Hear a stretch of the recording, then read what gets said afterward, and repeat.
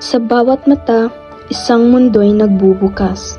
Sa bawat puso, isang kwento'y nagliliyab. Tayo'y hindi pulo, kundi bahagi ng dagat.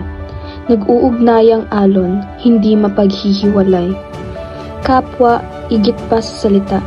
Damdamin, ugnayan, diwa ng pagkakaisa. Sino sila?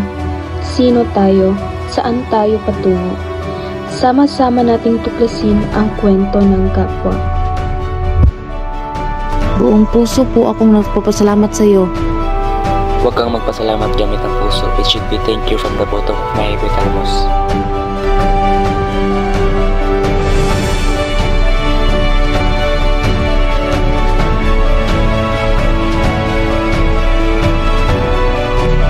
Hoy Santos, bilisan mo, nagpa-oral na si ma'am. Tara, tulungan na kita.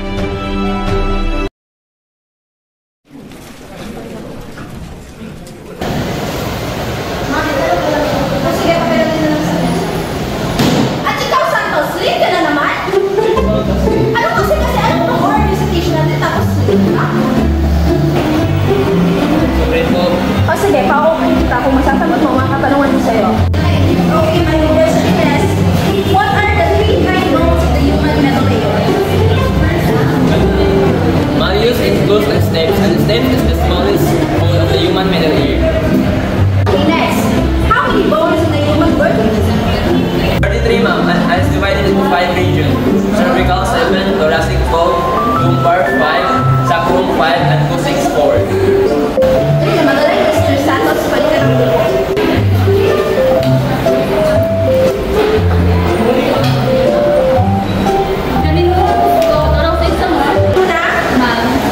Stand up. Where's the largest organ of the human body?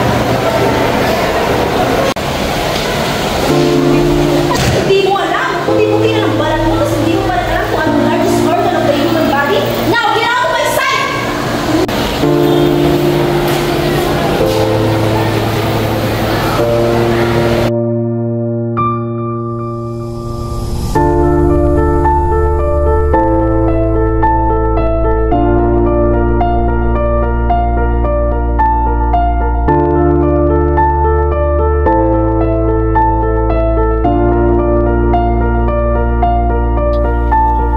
Huwag kang mag-alala, tutulungan kita sa exam.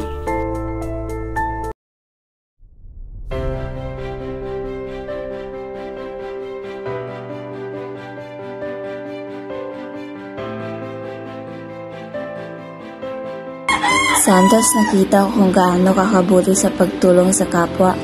At dahil doon, maaari ba kitang imbitahan para sa isang programa kung gaano kahalaga ang pagtulong sa kapwa? Sige po. Sa bawat tingin, mayroong kwento. Sa bawat galaw, mayroong damdamin. Ang iyong hapdi, aking dinaramdam.